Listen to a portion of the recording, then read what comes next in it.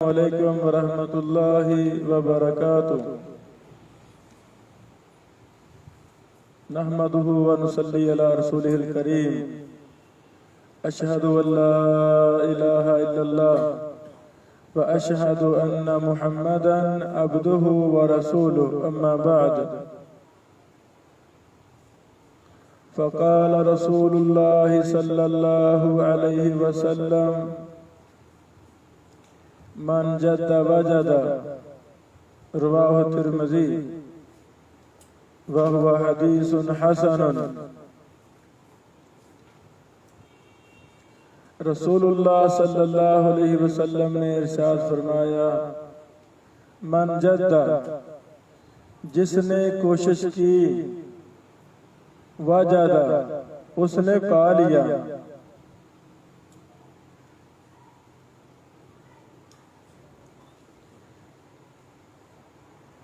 جس فن میں جو انسان کوشش کرتا ہے،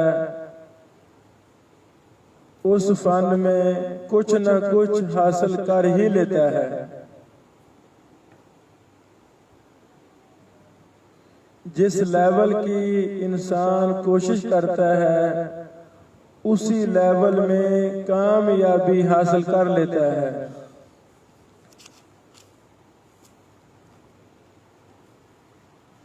انسان کی زندگی میں بہت بڑا کردار استاد کا ہوتا ہے کہ میرا معلم کون ہے، میرا مربی کون ہے، مجھے منہج کس سے لینا ہے، مجھے کس کے سامنے بیٹھنا ہے۔ تاریخ گواہ ہے، استاد پختہ منہج کا مالک ہے تو شاگرد بھی پختہ منہج کا حامل ہوگا۔ تاریخ گواہ ہے، استاد گمراہ ہے، استاد جہمی ہے تو شاگرد بھی جہمی ہے، استاد منکرین حدیث ہے تو شاگرد بھی منکرین حدیث ہے، الا من رحم ربی۔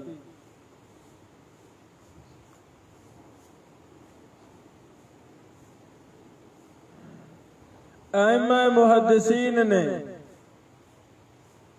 ایک استاد پر اکتفا نہیں کیا، 10-20 اساتذہ پر اکتفا نہیں کیا، بلکہ 1000 استاد۔ سبحان اللہ! فلاں محدث نے 1000 استاد سے استفادہ کیا، یہ تو عام ہے۔ 2000 استاد، 3000 اساتذہ شیوخ جن سے محدثین نے استفادہ کیا، منہج لیا، ایسے بھی ہمیں محدثین ملتے ہیں۔ یہ ایک الگ داستان ہے، کبھی موقع ملا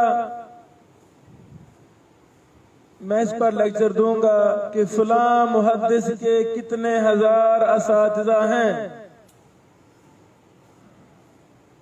میرے عزیزو، محدثین نے اتنے زیادہ سفر، اتنے زیادہ اساتذہ سے علم کیوں حاصل کیا؟ کہ یہ اسباب، وجوہات ہیں، چند میرے موضوع کے متعلق ہیں، میں وہ بیان کرنا چاہتا ہوں۔ پہلا سبب،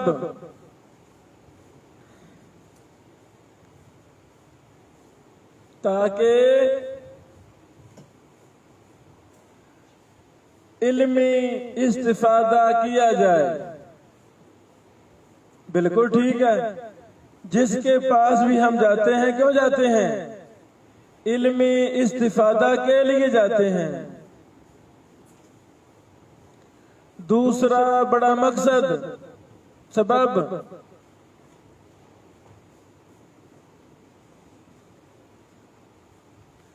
علم کا تبادلہ خیال کیا جائے۔ ہو سکتا ہے جو میں نے اس شیخ سے پہلے جس شیخ کے پاس وقت گزارا ان کے منہج میں کوئی غلطیاں نہ ہوں، ان کے مسائل میں کچھ غلطیاں نہ ہوں، میں اپنے پہلے شیخ کی باتوں کو دوسرے شیخ پر پیش کروں گا۔ شیخ محترم، آپ کا اس کے بارے میں کیا خیال ہے؟ دو ہی باتیں ہیں، یا وہ تائید کریں گے یا مخالفت کریں گے۔ تائید کریں گے تو خوشی ہوگی کہ میرے پہلے فلاں شیخ کی بات ٹھیک نکلی، شیخ نے بھی وہی کہہ دیا ہے۔ دوسری صورت، پہلے شیخ نے اور بات کی تھی، دوسرے شیخ نے پہلے کی مخالفت کی ہے، دلچسپی لوں گا۔ استاد محترم پھر دلیل بھی بتا دیں، کیا دلیل ہے، تفصیل بتائیں، دلچسپی لوں گا۔ اپنے استاد جو پہلے استاد نے منہج دیا تھا اس کے دلائل پیش کروں گا۔ استاد محترم یہ ایک دلیل ہے اس مسئلہ پر، دوسرا استاد اس کا رد کر دے گا، تفصیل بیان کر دے گا۔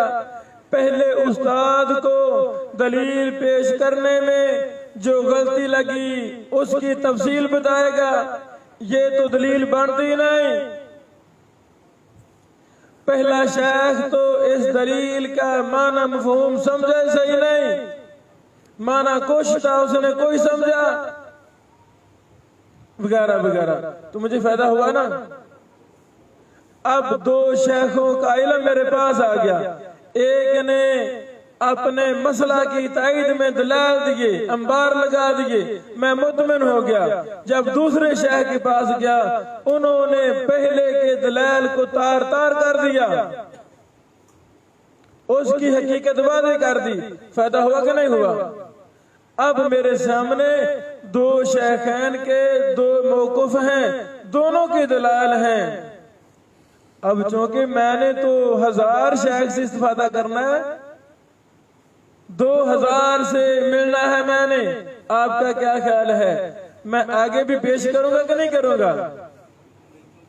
بالکل کریں گے۔ شیخ محترم فلاں مسئلہ میں آپ کی کیا رائے ہے؟ ضرور بات ہے، یا وہ پہلے کی تائید کریں گے یا دوسرے کی تائید کریں گے، یا کوئی تیسرا مسئلہ بتا دیں گے کہ میری یہ رائے ہے، تو فائدہ ہوا کہ نہیں ہوا؟ اچھا، یہ تو تیسری رائے بھی آ گئی ہے۔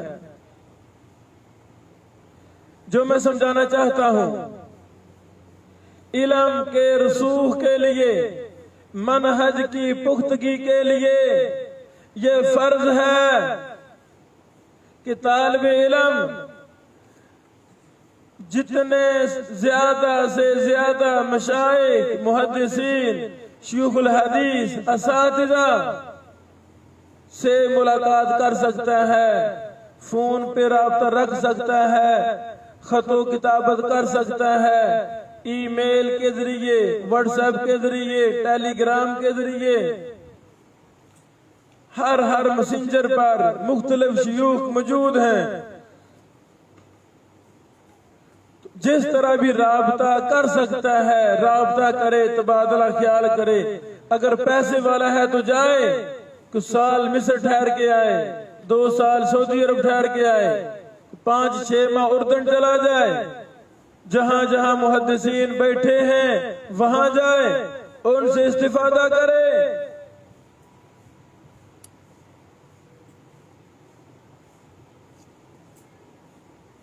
آپ کا کیا خیال ہے؟ علم پختہ ہوگا کہ نہیں؟ منہج پختہ ہوگا کہ نہیں؟ وہ شخص جو 1000 شیخ سے ملا ہے، ہر شیخ میں کوئی نہ کوئی خوبی موجود ہے، کوئی کمی موجود ہے، اگر ایک مسئلہ میں 100% غلط بات کر رہا ہے تو وہی شیخ دوسرے مسئلہ میں اس کا موقف 100% درست ہوگا. ہمیں کیسے چلے گا پتا؟ جب ہم دیگر محدثین سے ملیں گے، ایک شیخ کی باتیں دوسرے پر پیش کریں گے. جو موجودہ دور ہے یہ چھوٹے ذہنوں والے لوگوں کا دور ہے، چھوٹے مائنڈ والے لوگوں کا دور ہے. اب ہم کہتے ہیں جب ایک شیخ کے سامنے دوسرے کا موقف پیش کریں تو دوسرے کا نام نہ لیا جائے، نام لیے بغیر بات کی جائے. شیخ محترم اگر کوئی یہ کہے، محدثین اپنے شاگردوں کو نصیحت کیا کرتے تھے، بیٹو یہ جو میں آپ کو علم دے رہا ہوں، پڑھا رہا ہوں، میری باتوں کو دیگر شیوخ پر پیش کرنا ہے تاکہ میری غلطی تم پر واضح ہو سکے. اس پر کی حوالے موجود ہیں. اے محدثین شاگردوں کو نصیحت کیا کرتے تھے، بیٹو میری باتیں آپ نے دیگر شیوخ پر پیش کرنی ہیں تاکہ میری کمی کوتاہی، میری غلطی تم پر واضح ہو سکے.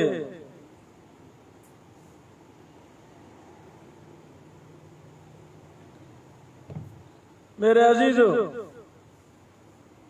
یہ پہلی بات ہے کہ زیادہ سے زیادہ شیوخ سے استفادہ حاصل کرنا ہے، رابطہ کرنا ہے.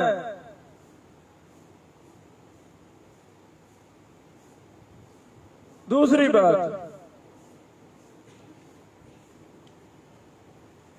آپ دیکھیں کہ میں 100 استاد سے ملا ہوں، مثال کے طور پہ 1000 شیخ سے ملا ہوں، سب سے زیادہ پختہ منہج والا میں نے فلاں کو پایا ہے. پتہ چلتا کہ نہیں پتہ چلتا؟ پتہ چل جاتا ہے. اللہ نے دماغ دیا ہے، بصیرت دی ہے، بصارت دی ہے. انسان پہچان جاتا ہے کہ آج تک جو میں نے شیوخ جن سے میں ملا ہوں ان میں سے فلاں سب سے پختہ منہج والا استاد ہے، محدث ہے، جس کے منہج کی گواہی آپ کا دل دے، جس کے پختہ منہج کی گواہی کبار شیوخ دیں، جس کے منہج کے درست ہونے کی گواہی زمانہ دے، اس کی کتابیں گواہی دیں، علماء گواہی دیں، شیوخ گواہی دیں. پتہ چل جاتا نا؟ چلتا ہے پتہ. آپ نے کراچی کے شیوخ سے پوچھا، وہ بھی اسی شیخ کا نام لیں. پشاور آپ گئے، پشاور کے شیوخ سے پوچھا تو وہ بھی اسی کا نام لیں. پنجاب کے شیوخ سے پوچھا، وہ بھی اسی کا نام لیں. تو پتہ چل گیا نا کہ مرجع خلائق فلاں شخص ہے، منہجی اعتبار سے فلاں سب سے پختہ ہے، اس کا منہج محدثین کا منہج ہے، دل بھی گواہی دے رہا ہے. تو پھر ہم نے اس شیخ کے پاس ایک لمبا عرصہ گزارنا ہے.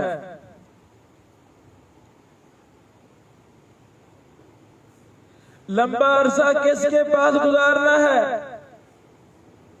لمبا عرصہ کیوں گزارنا ہے؟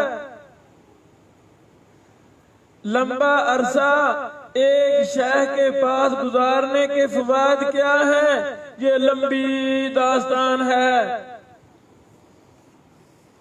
محدثین کی تاریخیں اس چیز سے، اس باب سے بری پڑی ہیں.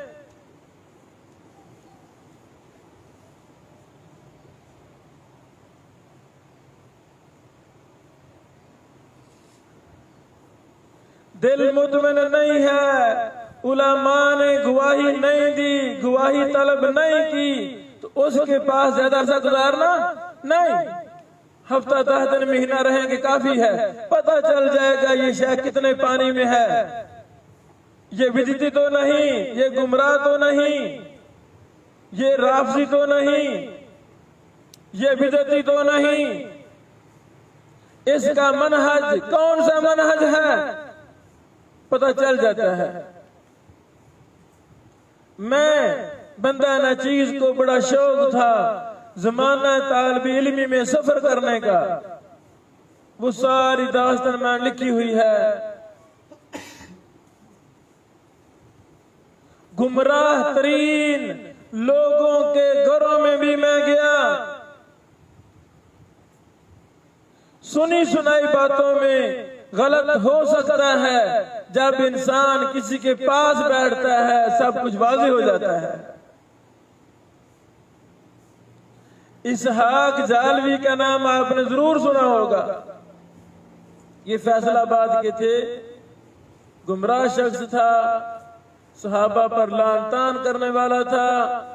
میں نے کچھ باتیں سنی، تحقیقی ذہن تھا، میں ٹیپ ریکارڈ لے کر ان کے گھر میں مسجد میں وہ ٹھہرتے تھے، فیصل آباد وہاں پہنچ گیا۔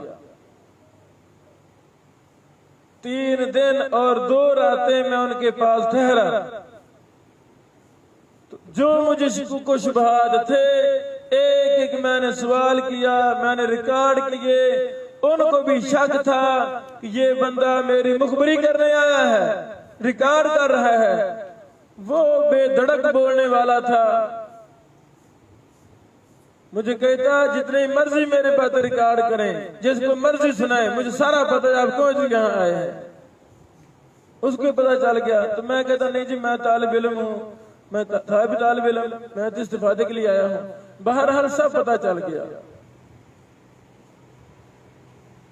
اٹک کے شیوخ کے پاس میں ٹھہرا، الحمدللہ سندھ کے شیوخ کے پاس ٹھہرا زمانہ طالب علمی میں، الحمدللہ پشاور کے شیوخ کے پاس ٹھہرا، الحمدللہ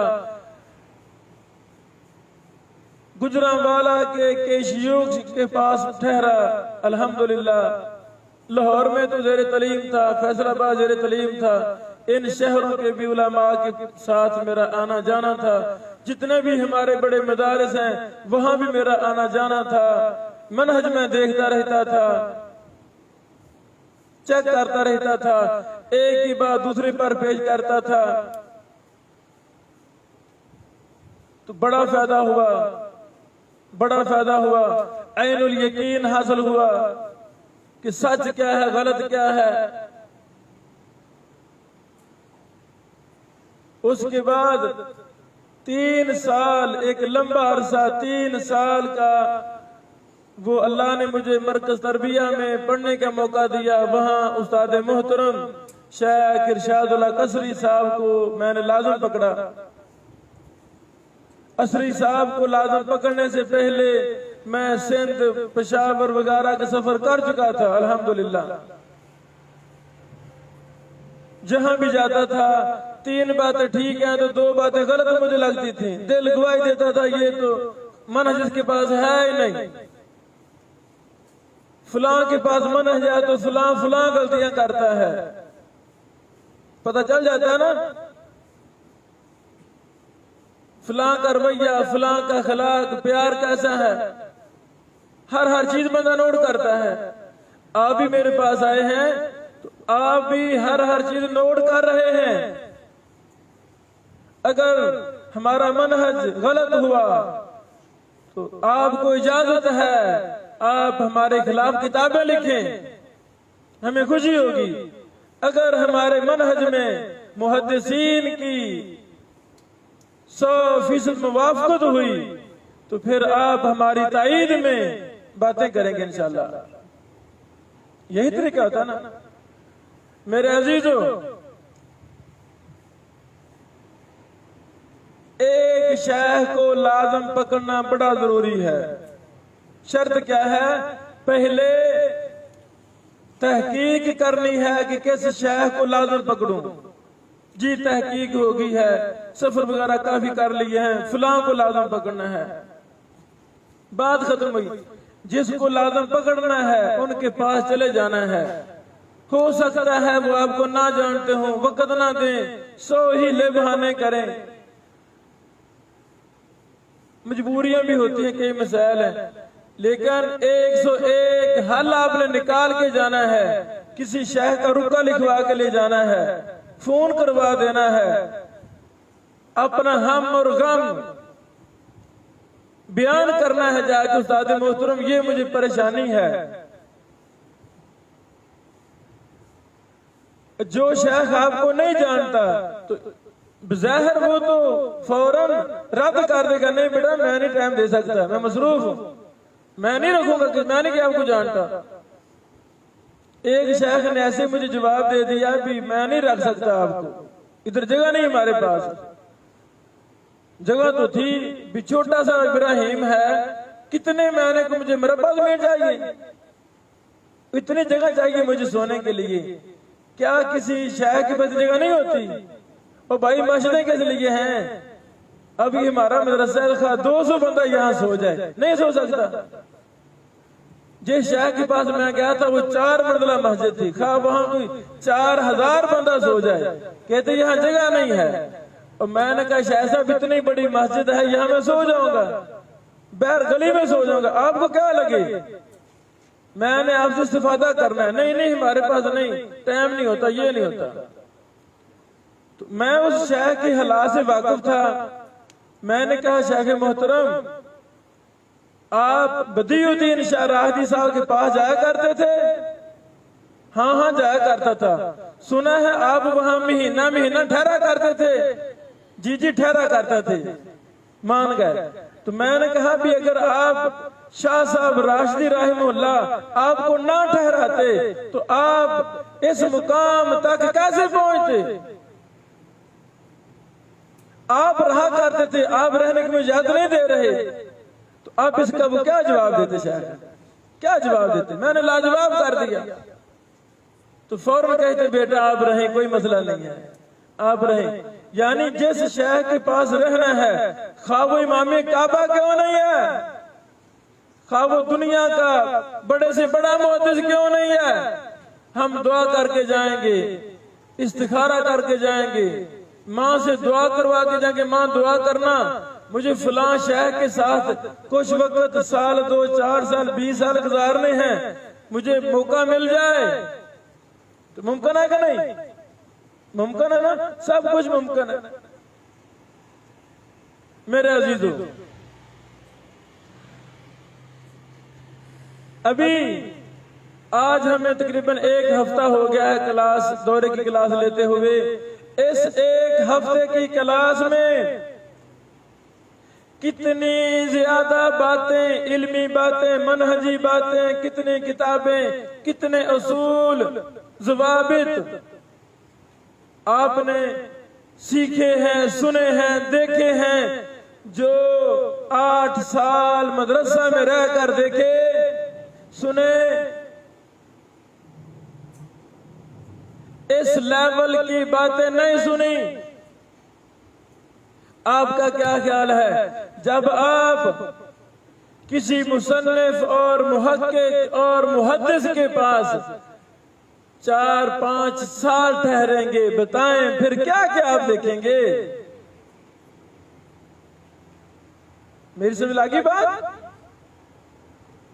میں استاد محترم ارشاد اللہ قصری صاحب حافظہ اللہ کے پاس مدرسہ میں مرکز تربیہ میں پڑھتا تھا.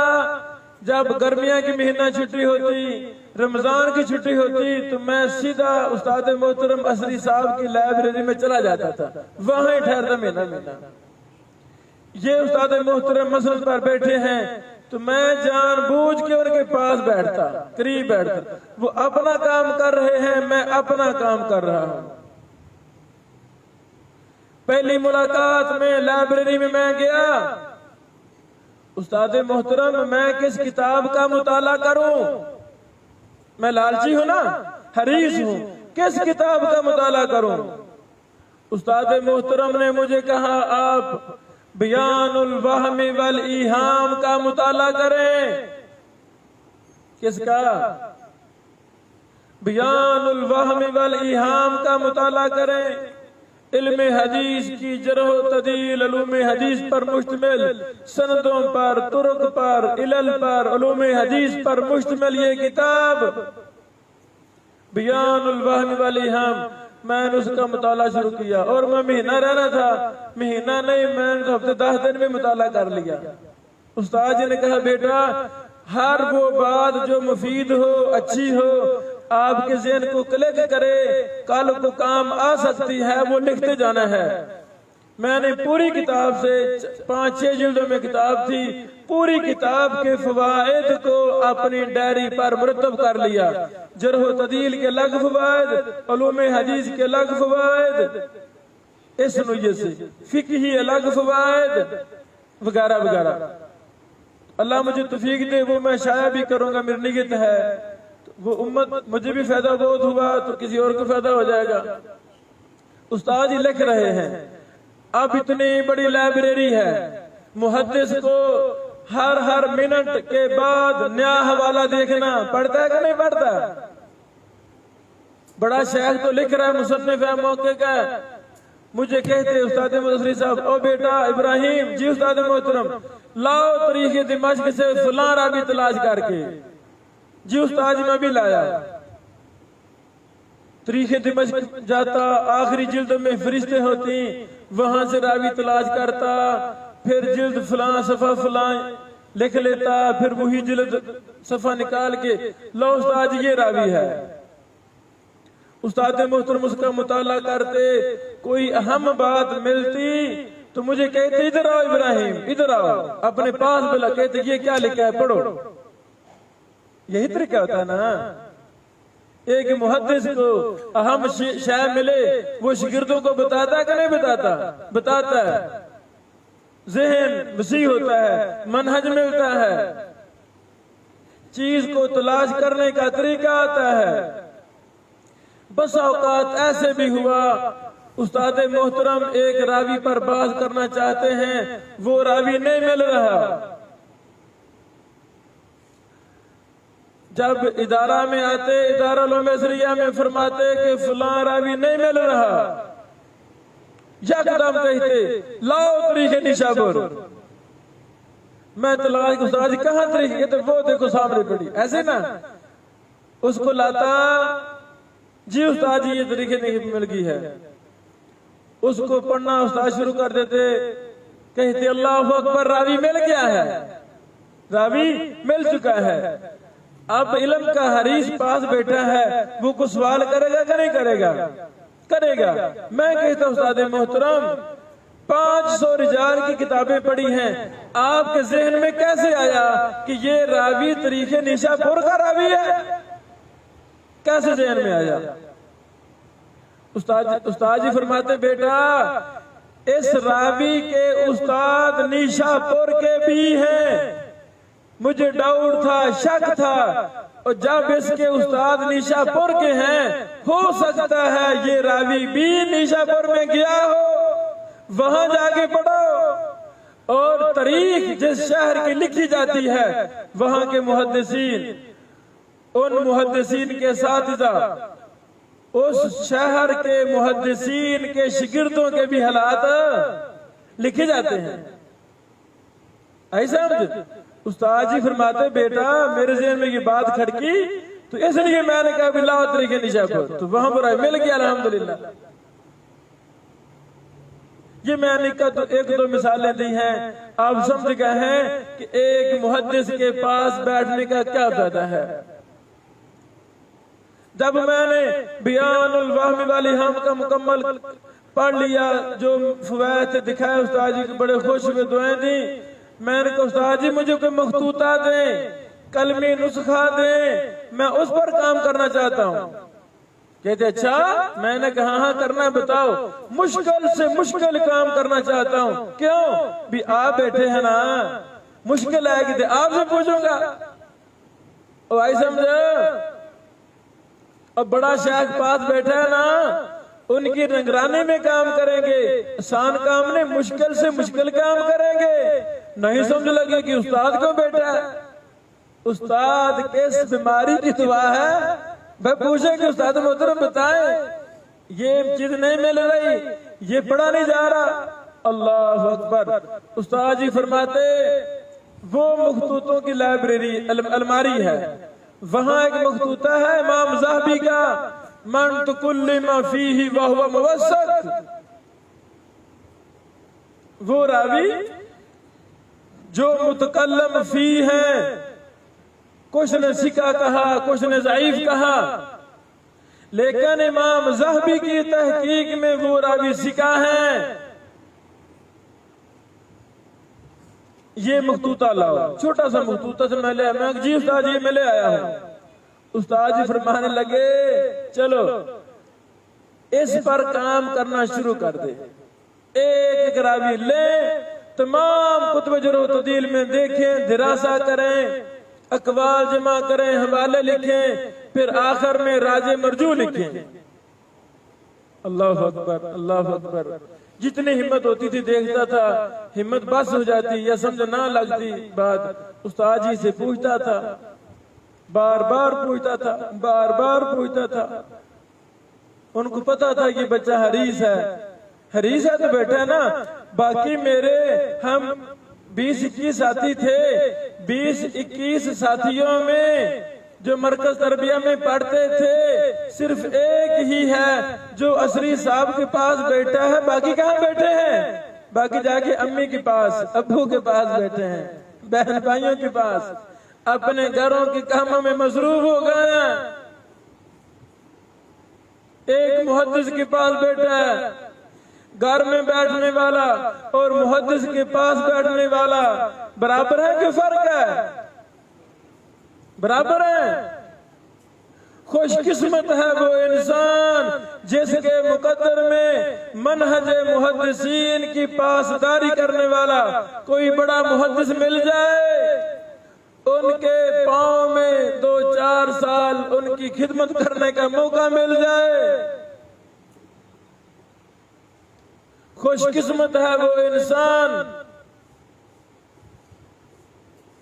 اس محدث کا رنگ اس پاس بیٹھنے والے پر چڑھے گا کہ نہیں چڑھے گا؟ اس محدث کا لیول بہت اونچا لیول ہے، وہ کس لیول کی باتیں کرے گا؟ کس لیول کی؟ چھوٹے لیول کی نہیں، اونچے لیول کی باتیں کرے گا۔ بڑا محدث ہے نا، بڑا محدث ہے، غایت المقصد جو امام حیثمی رحمہ اللہ نے مسند احمد پر زوید پر کام کیا، ان دنوں میں استاد محترم اس کتاب پر کام کر رہے تھے کہ چھوٹا لیول ہے کہ بڑا لیول ہے کام کا۔ چھپی ہے 4 جلدوں میں استاد محترم کی تحقیق سے، تخریج سے، تعلیقات سے۔ مجھے بتائیں جس لیول کا محدث ملے گا اسی لیول کے شاگرد کو باتیں بتائے گا۔ چلو 100% ناس آئی، 100% ناس آئی، وہ تو مقدر میں بھی بات ہو تو تب ہی جا کے انسان محدث کے نقش قدم پر چلتا ہے، کئی معاملات ہو جاتے ہیں۔ وہ فائدہ ہوا کہ نہ ہوا؟ شاید وہ باتیں میں پوری زندگی ان کو سن نہ سکتا تھا، دیکھ نہ سکتا تھا اگر میں کسی محدث کے پاس نہ بیٹھتا۔ محدث کے پاس بیٹھا ہوں، وہ اپنے مسلسل کام کر رہے ہیں، بتا رہے ہیں نئی کتاب شائع ہو کے آ رہی ہے، ابراہیم بیٹا یہ تحفہ ہے۔ استاد محترم کی اکثر کتابیں وہ استاد جی نے مجھے تحفہ نازل فرمائی۔ تعلق ہو جاتا ہے نا۔ مرکز تربیہ میں پڑھاتے پڑھاتے استاد محترم ایک دن فرمانے لگے، بھائیو مجھے آپ میں سے کسی کا بھی نام نہیں آتا، میں تو ایک کو جانتا ہوں، یہ ابراہیم کو۔ نہیں سمجھ لگی؟ میں تو ایک کو جانتا ہوں، یہ ابراہیم ہے، ان کو میں جانتا ہوں۔ میرے عزیزو، اگر چھوٹے لیول کا بندہ آپ کو ملے گا جو خود بیکار ہوگا، کوئی کام نہیں کر رہا ہوگا، بس غیبتیں، چگلیاں، حسد، بغض سے برا انسان، تو وہ اپنے شاگرد کو کیا دے گا؟ وہی دے گا جس کے اندر گند موجود ہے، وہی چیزیں شیئر کرے گا۔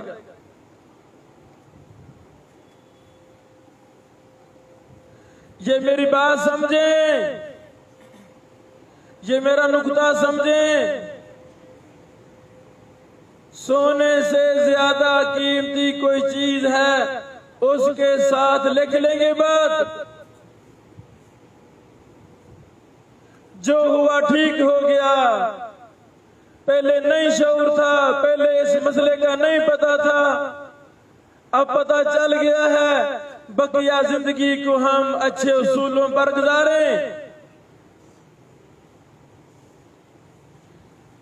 جیسا مدرسے کا مدیر ہے، مدیر الجامعہ جس لیول کا ہے، مثلا مدیر الجامعہ صوفی منش ہے، صوفی آدمی ہے، صوفی، علم میں پختہ نہیں ہے، صوفی منش ہے، تو اس مدرسہ میں جتنے بھی اساتذہ ہیں، جتنے بھی طلبہ ہیں، وہ سارے صوفی منش ہوں گے۔ جیسے مدیر الجامعہ وہ علم میں پختہ نہیں ہے تو طلبہ پختہ ہوں گے؟ نہیں پختہ ہوں گے، وہ بھی ویسے ہی ہوں گے۔ نماز روزہ میں بڑے مضبوط ہوں گے، جب علمی بات کریں گے تو وہاں فقیر اور مسکین نظر آئیں گے۔ دین کے اندر خرابی پیدا کرنے میں صوفیوں کا بڑا کردار ہے۔ آپ دیکھیں صوفیوں نے کتنی ضعیف اور جھوٹی روایتیں وضع کی، آپ دیکھیں صوفیوں نے دین کا کتنا نقصان کیا۔ آئی سمجھ؟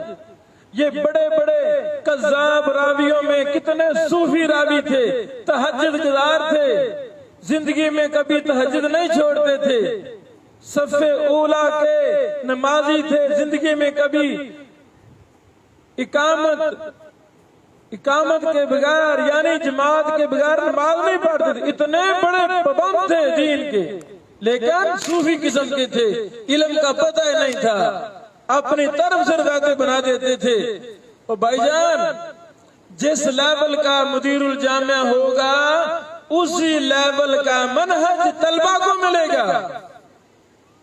تو ہم نے 8 سال کا وقت گزارنا ہے کسی مدیر الجامعہ کے تحت، تو وہ کون ہونا چاہیے؟ جب کسی جامعہ کا مدیر محدث ہوگا، پختہ مصنف ہوگا، علم و عمل کا پہاڑ ہوگا، منہج محدثین کی پاسداری کرنے والا ہوگا، تو طلبہ پر وہ رنگ چڑھے گا کہ نہیں چڑھے گا؟ بتاؤ، چڑھے گا کہ نہیں چڑھے گا؟ وہی رنگ چڑھے گا۔ اگر مدرسہ کا شیخ الحدیث، مدرسہ کا بڑا مدیر وہ جرح و تعدیل نہیں جانتا تو پورے مدرسہ کا رجحان یہ ہوگا، یہ کوئی فن ہے، یہ تو فضول فن ہے، تخریج کوئی فن ہے، تحقیق کوئی فن ہے۔ یہاں تک میں نے خود مجلسوں کے اندر باتیں سنی، مدرسہ کا بڑا شیخ بڑا مدیر کہہ رہا ہے کہ شیخ البانی نے کیا کام کیا، گالیوں تک ہم نے سنی شیخ البانی کے نام۔ گالی دینے والا کون؟ بڑا شیخ ہے مدرسے کا محترم اور مدیر ہے۔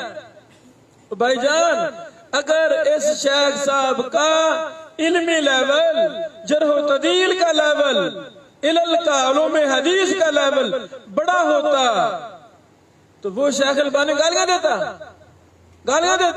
کبھی نہ گالیاں دیتا۔ اب جب ایک جامعہ کا شیخ گالی دے رہا ہے، برا بلا کس کو؟ محدث کو کہہ رہا ہے، کس کو؟ مجدد کو، کس کو؟ امام کو کہہ رہا ہے۔ چونکہ میرا فانی نہیں ہے، مجھے کیا پتا شیخ البانی کون تھے، مجھے کیا پتا؟ جب میں گالی دے رہا ہوں، میرے دل میں نفرت ہے علم جرح و تعدیل وغیرہ سے، تو میرے طلبہ کے دل میں محبت ہوگی؟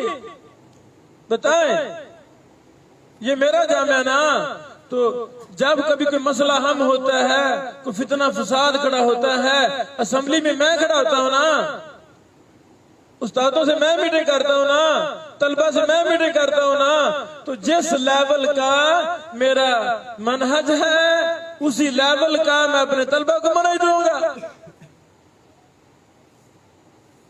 ایک ادارہ کے استاد نے، اس کو شوق تھا جرح و تعدیل کا کہ طلبہ کو یہ جرح و تعدیل آنا چاہیے، انہوں نے اپنی لائبریری، اپنے کمرے کی لائبریری میں تقریب و تہذیب وغیرہ وغیرہ جرح و تعدیل کی 2-4 کتابیں رکھی۔ کیوں؟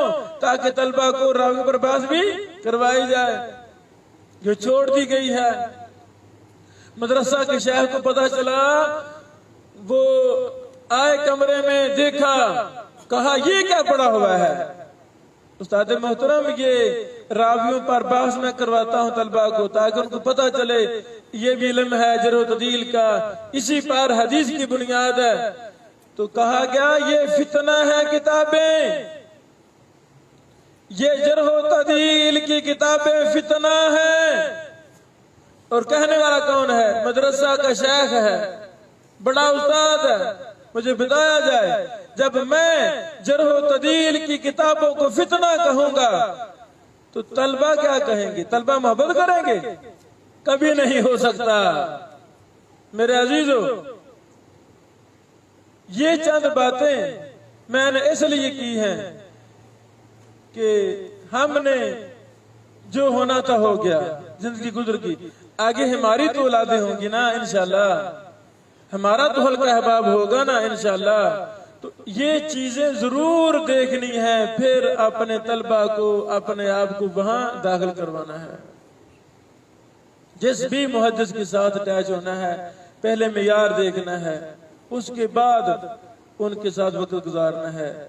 ایک شیخ کو لازم نہیں پکڑنا، ایک مدرسہ کی تعلیم سے فارغ ہو کر یہ نہیں کہنا کہ لو جی میں فارغ ہو گیا ہوں۔ او بھائی نہیں، جامعہ ابی ہریرہ کے طلبہ ہمارے سامنے موجود ہیں، جامعہ بدیع العلوم نیو سید آباد کے طلبہ ہمارے سامنے موجود ہیں، کراچی کے معہد سلفی محدث الازہر شیخ عبداللہ ناصر رحمانی صاحب کے طلبہ ہمارے سامنے موجود ہیں، لاہور کے طلبہ، قصور کے طلبہ، مختلف شہروں کے، گجرانوالا کے طلبہ ہمارے سامنے موجود ہیں۔ کیا ان تمام طلبہ کا علم اور منہج کے لحاظ سے لیول برابر ہے؟ لیول برابر ہے؟ نہیں برابر، نہیں برابر۔ جس لیول کا مدیر الجامعہ آپ کے مقدر میں ہے، جس لیول کا شیخ الجامعہ آپ کے مقدر میں ہے، اسی لیول کا منہج آپ کے پاس ہے۔ یہ سچ ہے کہ جھوٹ؟ یہ سچ ہے۔ آئیں میرے عزیزو، میں آخری بات کرنا چاہتا ہوں۔ محدث کو لازم پکڑنے کے فائدے، بڑے فائدے ہیں۔ امام ابن کثیر نے ساری زندگی امام مزی کے ساتھ گزاری، امام ابن قیم نے ساری زندگی امام ابن تیمیہ کے ساتھ گزاری، امام ابن رجب نے زندگی کا اکثر حصہ اپنے استاد امام ابن قیم کے ساتھ گزارا۔ سلف کی لمبی داستان ہے۔ امام مسلم نے 5 سال امام بخاری کے ساتھ گزارے۔ لمبی داستان ہے۔ ابن معین کے کئی شاگردوں نے زندگی کا اکثر حصہ امام ابن معین کے ساتھ گزارا۔ امام بخاری کے کئی شاگردوں نے سال ہا سال امام بخاری کے ساتھ گزارے۔ یہ لمبی تاریخ ہے۔ اٹھے کوئی نوجوان جو اس پر مستقل کتاب لکھے کہ لمبی صحبت لمبا زمانہ کس شاگرد نے اپنے استاد کے ساتھ گزارا ہے، دیکھیں شاگرد کی زندگی پر کیا کیا اثرات مرتب ہوئے ہیں۔ اللہ والو، اگر میرے بھی مقدر میں بڑے محدثین کے ساتھ کچھ وقت گزارنا نہ ہوتا، شاید آپ مجھے جانتے بھی نہ ہوتے۔ میں جنگل میں بیٹھا ہوں، قصور کوئی بڑا شہر نہیں ہے، یہ پاکستان کے چھوٹے شہروں میں سے ایک ہے، انڈیا بارڈر ساتھ ہے۔ قصور میں مجھے کوئی ایسا شخص نہیں ملا، نہ ملتا ہے جس سے جا کے میں کوئی علمی مشورہ کر لوں۔ پورے قصور میں کوئی لائبریری نہیں ہے، بلکہ علم دوست شخص بھی ملنا مشکل ہے۔ ہم جنگل میں بیٹھے ہیں، بنجر زمین ہے۔ کوئی دور تھا یہاں محدثین بڑے گزرے، لیکن اس کے بعد حالات بدلے، بنجر زمین ہو گئی۔ ایک مشن اور محبت کے تحت ہم نے اپنے قصور میں ڈیرا لگایا، صفر سے کام شروع کیا۔ اب بھی آپ دیکھ رہے ہیں بلڈنگ بھی ہماری کس اوقات میں ہے، ابھی بھی بہت زیادہ کام ہونے والے ہیں۔ تھوڑا تھوڑا کام ہم کرواتے رہتے ہیں بلڈنگ کا بھی، باقی بھی کئی معاملات چلتے رہتے ہیں۔ اللہ تعالیٰ ہماری مدد فرمائے۔ ہم یہاں وسیع و عریض زمین خریدنا چاہتے ہیں، اللہ ہماری مدد کرے۔ میں یہاں کئی 100 ایکڑ نہیں مربع زمینیں خریدوں، یہاں بہت بڑی یونیورسٹی ابن حنبل کے نام سے بنانا چاہتا ہوں، پوری دنیا کی بڑی یونیورسٹی ہوگی۔ ہاں وقت لگے گا، اگر میرا اخلاص، میرا ایمان، میرا جذبہ اس لیول کا ہوا تو اللہ میری ضرور مدد کرے گا۔ اللہ تعالیٰ ہمیں اس لیول کا بنا دے۔ میں آپ احباب کو سلف سے لے کر آج تک بڑی مثالیں دے سکتا ہوں، صرف میں ایک مثال دینا چاہتا ہوں۔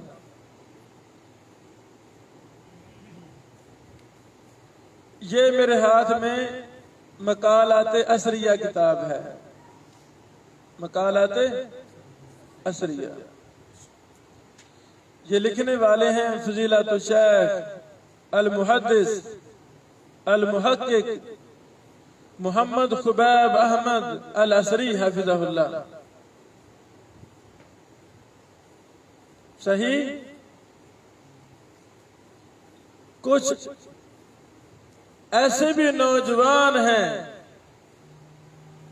میرے دور میں جن کو بلا مبالغہ میں ان کو محدث ہی کہتا ہوں۔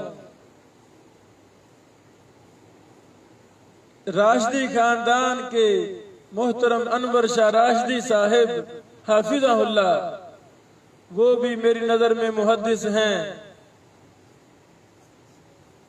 فضیلۃ الشیخ محمد خبیب احمد العصری حافظہ اللہ، یہ بھی میری نظر میں محدث ہیں۔ 16 سال سے محمد خبیب احمد صاحب 16 سال سے محدث العصر ارشاد الحق عصری صاحب کے پاس بیٹھے ہوئے ہیں۔ کتنے سالوں سے؟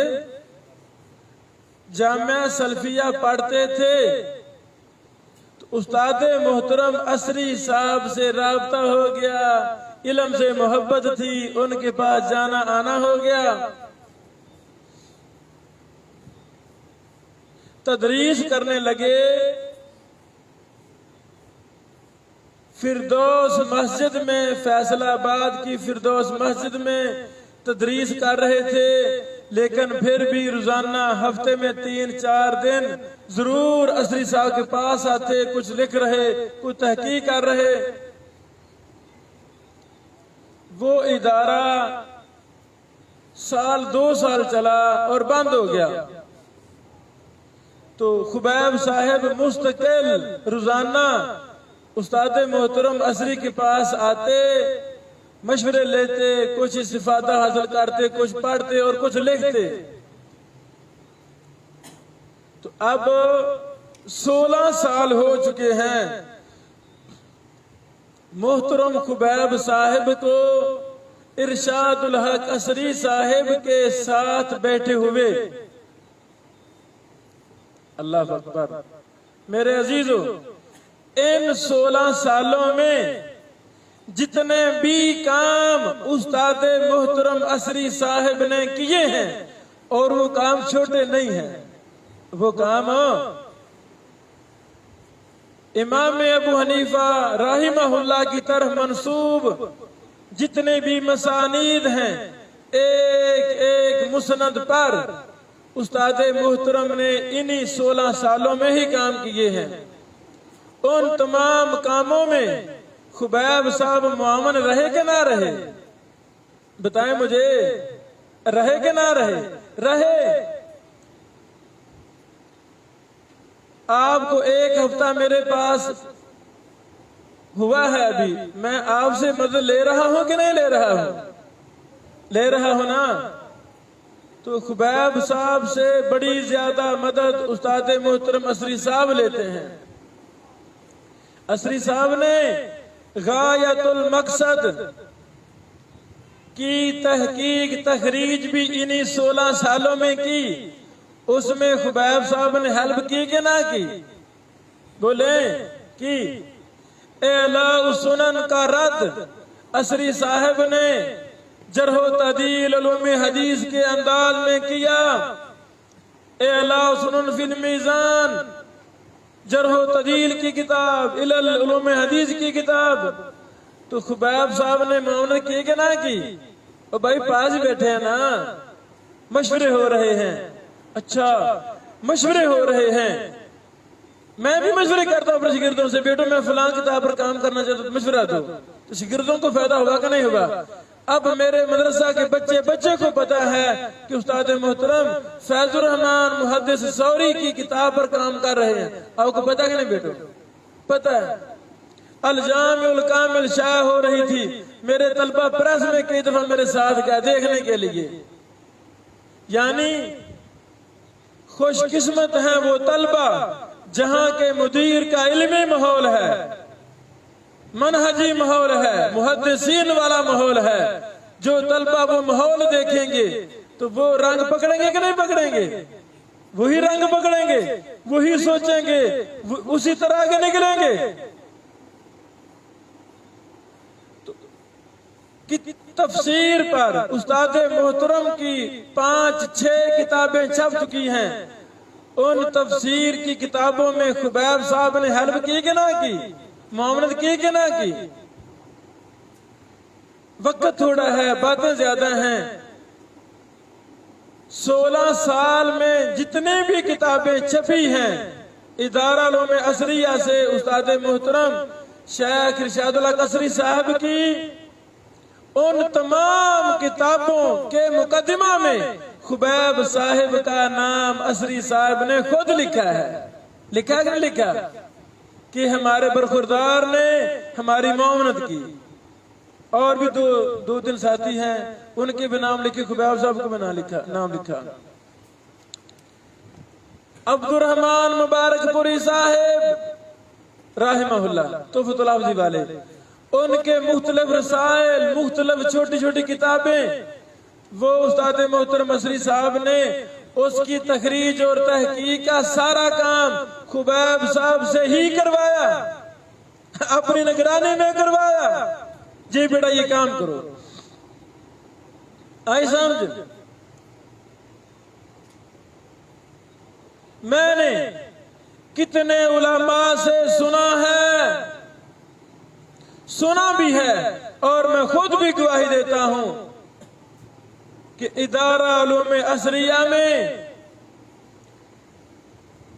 جو شان، جو مقام استاد محترم ارشاد الحق عصری صاحب کا ایک محدث، ایک محقق کے طور پر ہے، وہی مرتبہ، وہی مقام انشاءاللہ العزیز ہماری محبوب شخصیت فضیلت الشیخ محمد خبیب احمد حافظہ اللہ کو ملے گا کہ نہیں ملے گا؟ ملے گا۔ میں نے علماء سے سنا کہ استاد محترم عصری صاحب اپنا جانشین تیار کر کے ہمیں دے دیا ہے۔ جس علمی منہجی پختگی کے ساتھ ہائی لیول کے ساتھ استاد محترم عصری صاحب نے کام کیے ہیں، کر رہے ہیں، اللہ استاد کی زندگی میں لمبی برکت فرما دے، صحت عطا فرما دے تاکہ اور زیادہ سے زیادہ کام کر سکیں۔ مجھے بتائیں وہی پختہ منہج اعتدال محدثین کا منہج خبیب صاحب کو ملا کہ نہیں ملا؟ بولیں ملا ہے۔ اور آپ پوچھیں اپنے دنیا کے علماء سے کہ ارشاد الحق عصری صاحب کا منہج کیسا ہے، پوچھیں ذرا۔ استاد جی کے کتابوں کا لیول کیسا ہے؟ علماء احناف ایک نہیں، دو نہیں، تین نہیں، درجن سے زیادہ علماء احناف جو ان کے ہاں محدثین تھے، مدققین تھے، پتہ نہیں کیا کوئی تھے، ان کی کتابوں کا عصری صاحب نے ایسا علمی رد لکھا ہے کہ تاریخ اس پر گواہ ہے۔ وہی منہج پاس بیٹھنے والے کو ملے گا کہ نہیں ملے گا؟ ملے گا۔ کتاب جب چھپتی ہے بیٹو بار بار پڑھنا پڑتی ہے۔ آپ دیکھ رہے ہیں مجھے مصنف بار بار پڑھتا ہے، شائع ہونے تک لگا رہتا ہے، سر مارتا رہتا ہے، اپنے ساتھیوں سے ہیلپ لیتا ہے، حوالے چیک کرتا ہے، اصل چیک کر رہا ہے، بار بار پڑھتا ہے۔ میں کہہ سکتا ہوں کہ استاد محترم عصری صاحب نے جو کچھ لکھا ہے، آج تک جو کچھ لکھا ہے، خبیب صاحب اس کے حافظ ہیں، کہہ سکتا ہوں۔ چلو سارا نہ سے 80% نہ سے 50%، وہ بار بار پڑھنے کے ساتھ، مشورہ کرنے کے ساتھ خبیب صاحب تقریباً میرے ہم عمر ہیں، یا کچھ سال بڑے ہیں یا سال چھوٹے ہیں۔ میری 18/4/1983 کی پیدائش ہے تو خبیب صاحب کی بھی تقریباً اسی کے لگ بھگ ہے، میرے ہم عمر ہیں۔ بات بازی ہوگی، فائدہ ہوا نا کسی کے ساتھ بیٹھنے کا؟ اللہ پاس بیٹھنے والے مخلص محنتی انسان کو محدث کا جانشین بنا دیتا ہے۔ یہ سعادت تھوڑی ہے، یہ بہت بڑی سعادت ہے، یہ بہت بڑی سعادت ہے۔ شیخ البانی رحمہ اللہ نے بعض جگہوں پر تخریج تحقیق کے دوران استاد محترم عصری صاحب کا نام لیا ہے۔ کیسے؟ قال الاستاذ، لفظ استاد بولا ہے، قال الاستاذ ارشاد اللہ العصری، الاستاذ الفاضل ارشاد اللہ العصری۔ سمجھ لگی میرے خیال کو؟ تو خبیب صاحب نے استاد محترم عصری صاحب کے پاس بیٹھ کر یہ مبارک کتاب لکھی۔ عصری صاحب کی ہر کتاب پر کام بھی کیا، مراجعہ کیا، نظر ثانی کی، حوالے چیک کیے، معاونت کی، کتنا کچھ ملا۔ پھر اپنا بھی شوق ہے، جب وقت ملتا ہے تو کوئی نہ کوئی لکھتے رہتے ہیں۔ یہ مقالات عصریہ کی پہلی جلد ہے۔ میں صرف مقالات کے نام میں بتا کر آپ سے پوچھنا چاہتا ہوں کہ کس قدر علمی منہجی فکری کام کیا خبیب صاحب نے۔ ایسا مثال کے طور پہ اس کی دوسری جلد بھی تیار ہوگی الحمدللہ، یعنی مقالات عصریہ کی جلد نمبر 2 بھی تیار ہو چکی ہے، وہ بھی اسی سال تک چھپ جائے گی انشاءاللہ۔ پہلا مقالہ لکھا حسن لغیرہ پر، کس پر؟ حسن لغیرہ پر۔ ہمارے اساتذہ میں سے بعض نے حسن، ان کو منہجی غلطی لگی، اور بھائی جان منہجی غلطی اجتہادی غلطی لگ سکتی ہے کہ نہیں؟ لگ سکتی ہے، تو کوئی مسئلہ نہیں ہے۔ ہمارے ہی اساتذہ میں سے کسی کی بات غلط ہو سکتی ہے نا، تو وہ منہجی غلطی ہوتی ہے، ہم اس کو لیں گے نہیں۔ احترام بھی رہے، احترام بھی ہو، لیکن غلط کو غلط بھی کہنا ہے۔ وہ ماں جی بات غلط کر دی تو بندہ مان لے، ماں جی بڑا احترام ہے، جنت ہے تو میری، لیکن یہ تیری بات مانو گا نہیں، غلط بات کر رہی۔ بیٹو علماء سے غلطی ہو جاتی ہے نا، تو ایک ہمارے استاد محترم سے یہ منہجی غلطی ہوئی ان سے، اور انہیں شاذ موقف اپنا لیا کہ حسن لغیری حجت نہیں ہوتی۔ تو خبیب صاحب حافظہ اللہ نے اس مسئلہ پر 157 صفحہ سے لے کر 196 صفحہ تک یہ مقالہ لکھا۔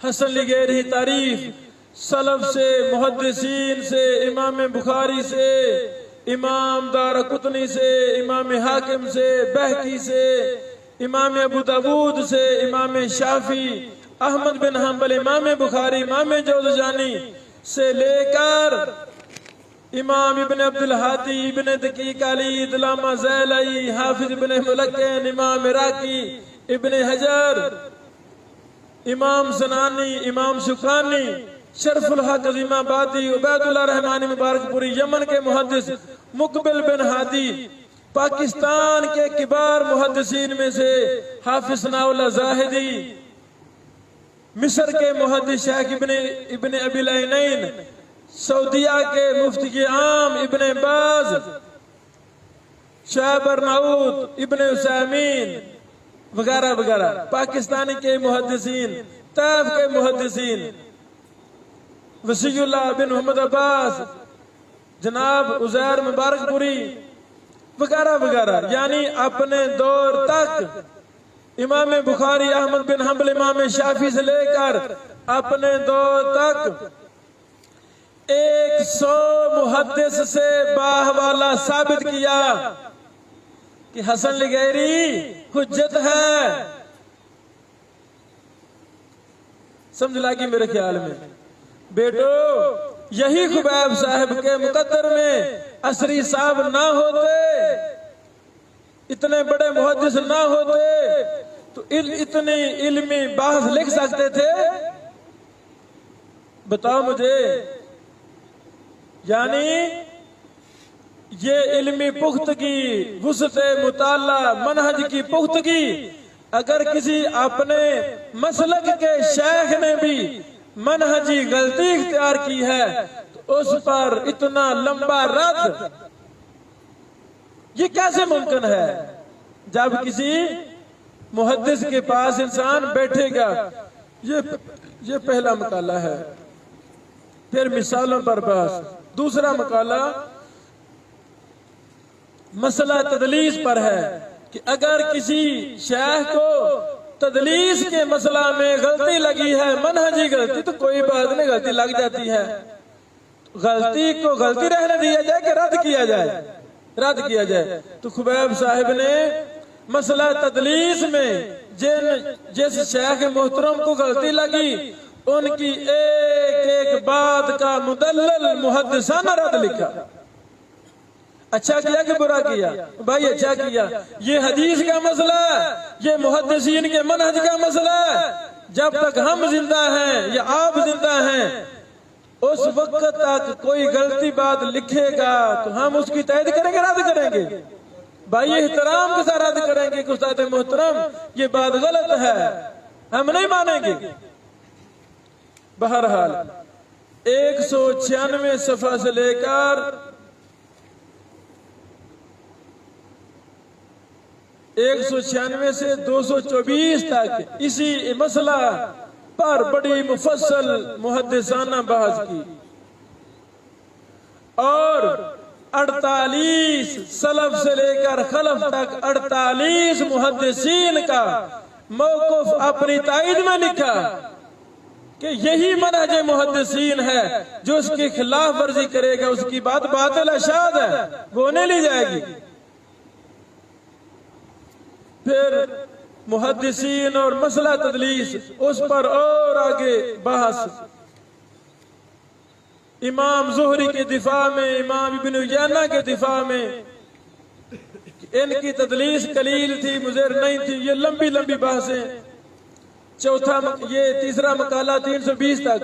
چوتھا مقالہ زیادت الثقہ، ثقہ کی زیادتی کبھی مردود ہوتی ہے، کبھی مقبول ہوتی ہے، تو بعض شیوخ میں سے انہوں نے ثقہ کی زیادتی پر غلط منہج بنایا محدثین کی ہٹ کر، تو یہی خبیب صاحب نے استاد محترم مصری صاحب حافظ اللہ کی نگرانی میں ان کے پاس بیٹھ کر اس مسئلہ پر بھی بڑی تفصیلی بحث لکھی۔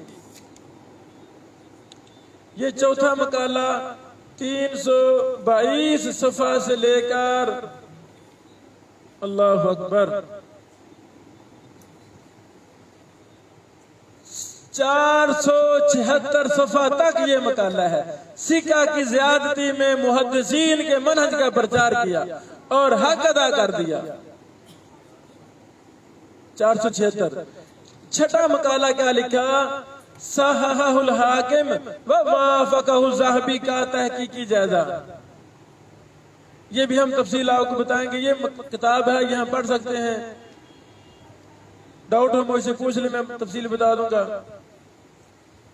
بعض علماء کو غلطی لگی کہ امام ذہبی خاموشی اختیار کریں مستدرک حاکم کی حدیث پر، تو وہ بھی موافقت ہے۔ امام حاکم کہیں صحیح، امام ذہبی خاموشی اختیار کریں، وہ موافقت بن جائے گی؟ موافقت نہیں بنتی۔ جب ذہبی بھی کہیں گے کہ صحیح ہے پھر موافقت ہے، تو بہرحال غلطی لگی پاکستانی بھی بعض علماء کو، دوسرے بھی بعض علماء کو، تو خبیب صاحب نے اس منہجی غلطی پر بڑا تفصیلی مقالہ لکھا۔ یہ 479 صفحہ سے 507 صفحہ تک۔ شب برات کی فضیلت میں ایک حدیث آتی ہے، شیخ البانی رحمہ اللہ کو غلطی لگی۔ شیخ البانی امام ہیں، مجدد ہیں، سب کچھ ہیں، تو بھائی اجتہادی غلطی ہو سکتی ہے، ہو سکتی ہے، اس کا رد ضروری ہے دلائل کے ساتھ، احترام کے ساتھ۔ تو شیخ خبیب صاحب نے شیخ البانی صاحب کی اس اجتہادی غلطی پر مفصل رد لکھا، جو 511 صفحہ سے لے کر 592 صفحہ تک ہے۔ اللہ اکبر، آپ میری باتیں سمجھ گئے ہیں؟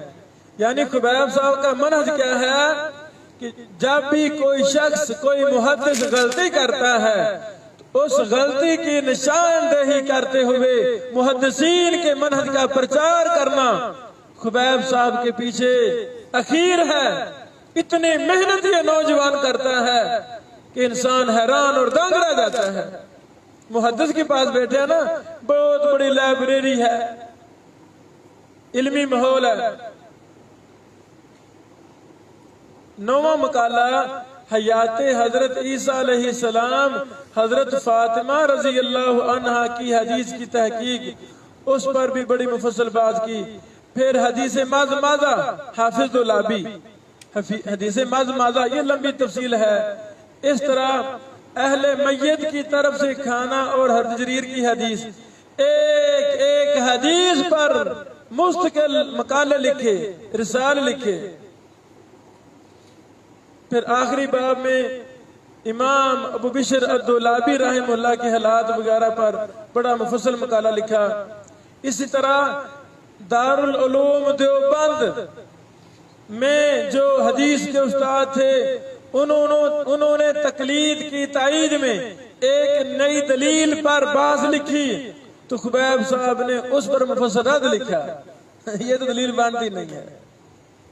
چونکہ استاد محترم مصری صاحب نے بہت زیادہ لوگوں کے رد لکھے ہیں. کتنی کتابیں لکھی ہیں, درجن سے زیادہ کتابیں مصری صاحب کی تو مختلف بڑے بڑے احناف وغیرہ منکرین حدیث کے کتابوں کے رد میں ہیں.